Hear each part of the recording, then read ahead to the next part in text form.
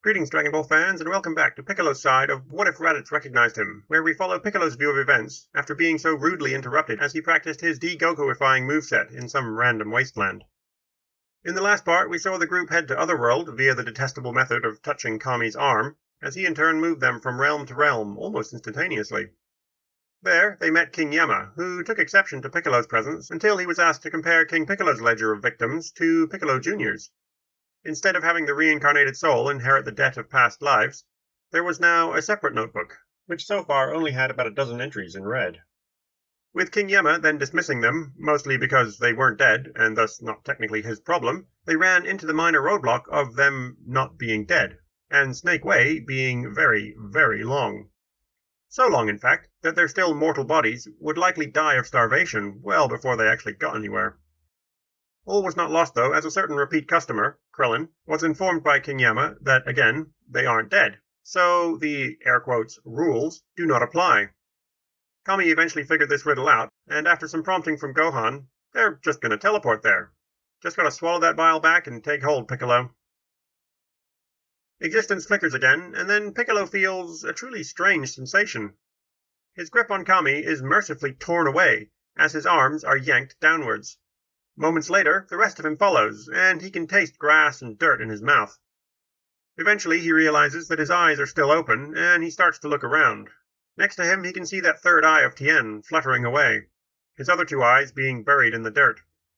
Behind Tien, is that a foot? It looks like Goku's foot. From somewhere else, he can hear someone groaning. Why is it so hard to think? Piccolo tries to move his arms, but they are stuck rigidly next to him and under him, where they'd fallen. Oh, hello there, someone says from nearby, and Piccolo sees a small buzzing insect flitting around them all. He tries to speak, but just digs out a bit of grass and dirt as his jaw is crushed into the ground.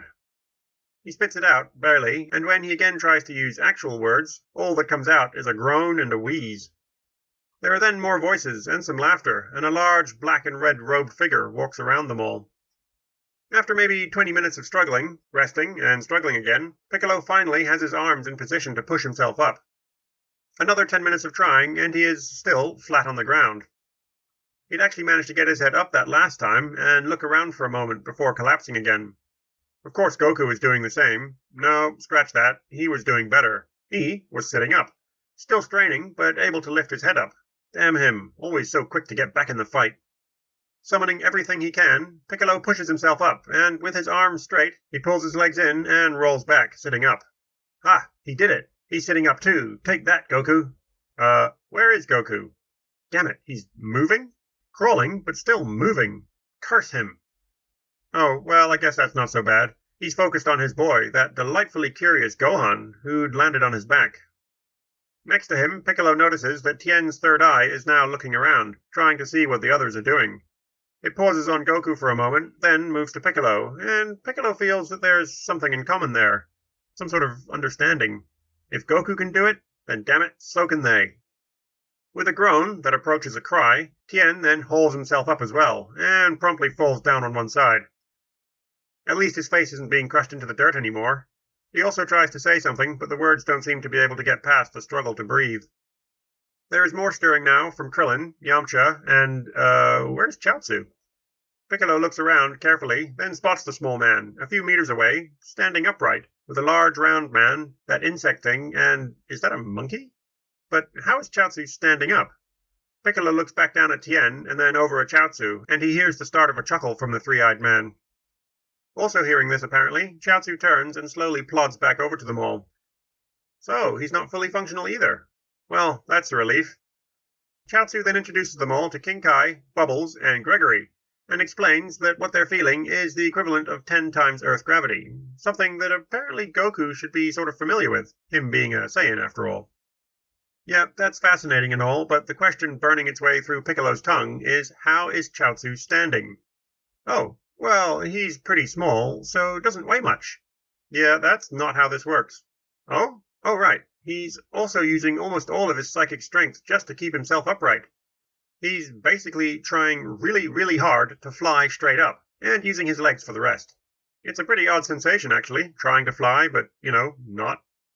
Piccolo has had enough to go on, though, and closing his eyes for a moment, he pushes himself up into the air. Well, he tries, and he can feel his body rippling with ki as he aligns it all straight down. Now, feeling a bit lighter, he leans over, brings a leg out from under him, and pushes himself up. Yes, he's standing. He opens his eyes and, god damn it, Goku, Tien, Krillin, even that damned Yamcha guy are all standing. God damn it. Just one thing. That's all he wants. Aha, Yamcha and Krillin have fallen back down. Not that there's much else to smile about. That damn Goku he's trying to jump? Piccolo smiles briefly, imagining him landing wrong and breaking an ankle or something. That would serve him right. But alas, Goku is far too coordinated for that, and the microscopic hop that he managed did not end in him on the ground. He did stagger a bit, though, while regaining his balance. Hey, Kami, Goku says. It's just like that, what was that room called again? Oh, right, Kami. Where is that old fool? Piccolo looks around for the Guardian, his other half, the physical embodiment of everything he hates about himself. When Chaozu points up, Piccolo turns to see the elderly Guardian glowing slightly, but floating rather comfortably far above the oddly small world that they are all glued to. The Room of Spirit and Time, Kami calls back. Yeah, that one, Goku says, before kneeling down to help his boy up. After Kami, saying he's got forms to fill in, has bid them farewell and vanished from view, they all turn, in what capacity they're able, to the large round guy who's been giggling quietly to himself throughout this whole thing. When his amusement is questioned by Piccolo, he says that he hasn't had this much entertainment in centuries. It's almost enough to count as the first of their 3 tests required to become his students. Or should he add another one, since they didn't actually travel down Snake Way, which is kind of sort of a prequel test, if you will. We're not dead, Piccolo says. We would have starved. Yeah, Yamcha chimes in, trying to help. Oh? King Kai raises an eyebrow. You think because you're not dead, you don't have to follow my rules? They all glance around at each other and ponder this, until Krillin strains a bit and raises his hand, and King Kai nods at him to speak. A wise man once said that you don't have to follow orders when they're daft. Then, after a pause, well, that's not exactly what he said, but it's the message, I think. King Yemma said that we're not dead, so the rules for the dead don't apply, and, well, we're not dead, so, we still need to eat, you know? Krillin then looks around at the small planet, lingering on Goku for a moment, then asks, Say, how do you eat? Do they deliver or something?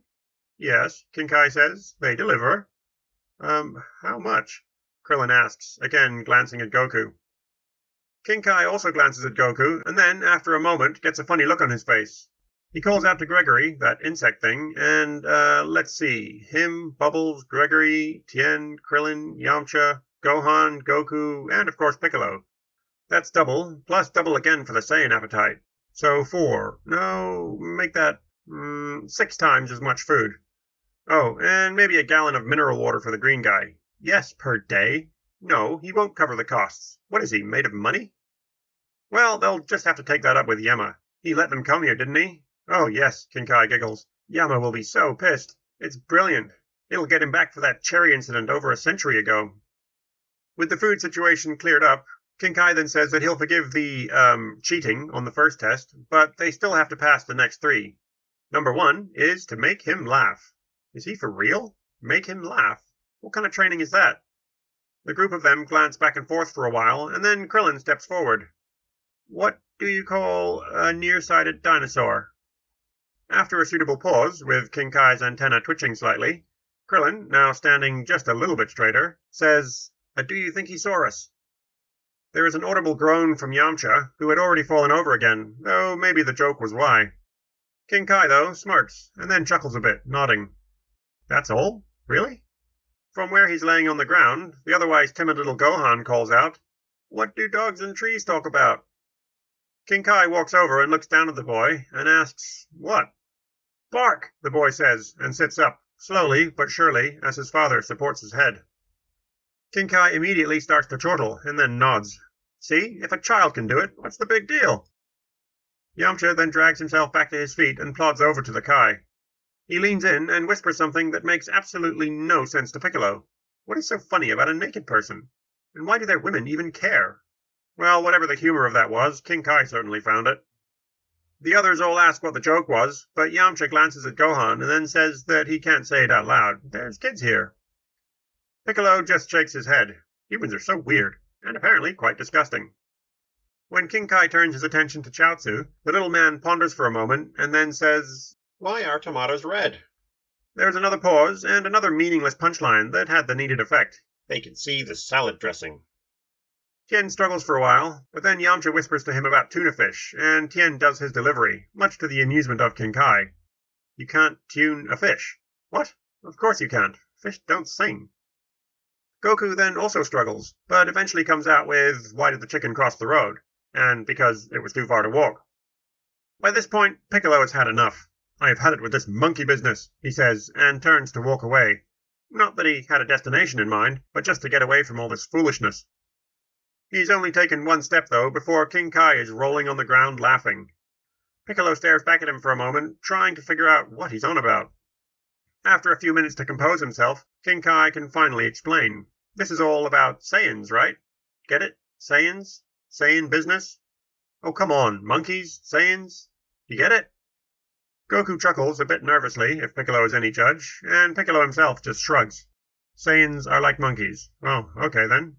The Ozaru? What's that? Oh, okay, that's interesting. King Kai then rattles on about them for a bit, not unlike that Raditz guy had done about the Namekians. Saiyans, it seems, and by extension Gohan maybe as well, can turn into giant raging monsters. Piccolo can't help but glance around looking for other planets nearby, but King Kai says that he doesn't have to worry. There's no moons here. No solar rays either, since there's no sun in Otherworld. Again, Piccolo looks around, searching for a local light source, and wow, okay, there's no suns either. That's kind of unsettling. With the joke test now out of the way, they move on to catching bubbles. With even Gohan up on his feet now, they start to take turns chasing the monkey about. It is surprisingly hard to chase him down, though, what with each footstep being a full-force stomp on the ground. When everyone else is lying on the ground panting, Piccolo included, Chaozu announces that he can do it. He gets up and takes one step after the monkey, who turns to flee, but can't. Bubbles is straining visibly against something, but he can't seem to move, as Chaozu calmly walks up behind him and grabs the fur on the monkey's back. Piccolo tries his own telekinesis, but can't spare the ki force keeping him upright. He eventually does catch the fuzzy thing, though. After falling over, mere inches from the monkey, he just reaches out in a shamefully desperate attempt to grab at it, and suddenly has the thing in his grasp. Oh, hey, demon arms. He hadn't even realized he'd used them. Now he gets to watch the others bumbling about, chasing Bubbles. Well, at least he beat Goku to the punch. It's the little victories, you know? Sitting and exercising with Chaozu, though, for the better part of a week, proves quite the trip. The little guy has quite the sharp tongue, even if he is otherwise a bit simple. Gohan also spends a lot of time with them, not because he's caught the monkey yet, but because he simply can't move around that well. He's making great progress, though, and midway through the second week, after everyone else has caught the monkey, and most of them had managed to hit the insect, Gohan finally announces that he's ready. Having had the luxury at watching everyone else repeatedly try and fail at the two tasks, Gohan races up behind Bubbles, and in a single motion that is as smooth as it is powerful, he grabs the poor thing, rolls a bit, spinning around partially, and throws it at and into Gregory. And as the insect and monkey heap land at King Kai's feet, and the Kai nods at the boy, smiling ear to ear, we will bring this part to a close.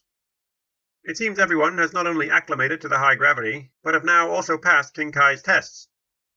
Do you think they'll have time to learn anything useful, or will they get stuck with only training?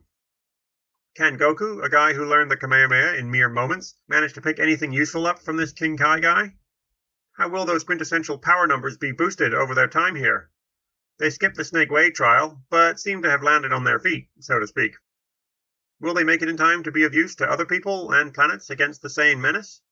Find out next time on Piccolo's journey through Dragon Ball. What if Raditz recognized him?